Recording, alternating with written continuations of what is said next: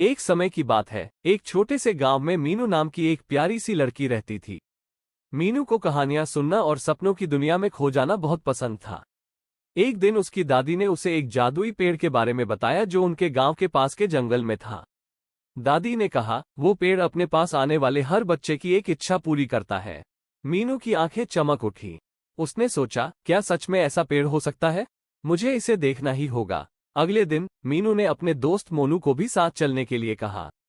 दोनों ने अपने बैग में कुछ खाने पीने का सामान रखा और जंगल की ओर चल पड़े। जंगल में चलते चलते उन्होंने तरह तरह के पेड़, फूल और जानवर देखे। अचानक उन्हें एक चमकीला, सुनहरा पेड़ दिखा जो बाकी पेड़ों से अलग था। मीनू और मोनू उसकी ओर बढ़े। पेड़ के पास पहुंचकर मीनू ने धीरे से कहा, क्या आप ही जादुई पेड़ हैं?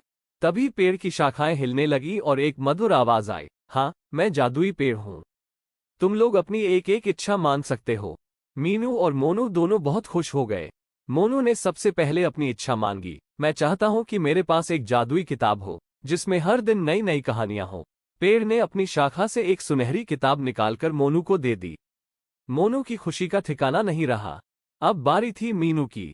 मीनू ने थोड़ी देर सोचा और फिर कहा, मैं चाहती हूँ कि हमारे गांव के सभी लोग हमेशा खुश और स्वस्थ रहें। पेड़ ने अपनी शाखाओं से चमकदार रोशनी फैलाई और कहा, तुम्हारी इच्छा पूरी हो गई है मीनू।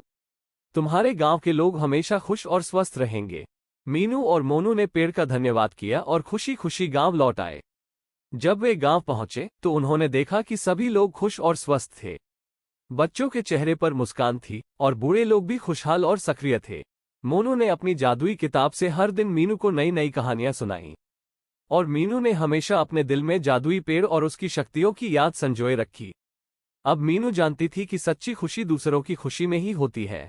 और इस तरह मीनू और मोनू की दोस्ती और गांव की खुशियों की कहानी सबको प्रेरणा देती रही। हर किसी ने जादुई पेड़ की कहानी सुनकर सीखा कि अगर हमारे इरादे नेक हों तो जादू खुद ब खुद हो जाता है।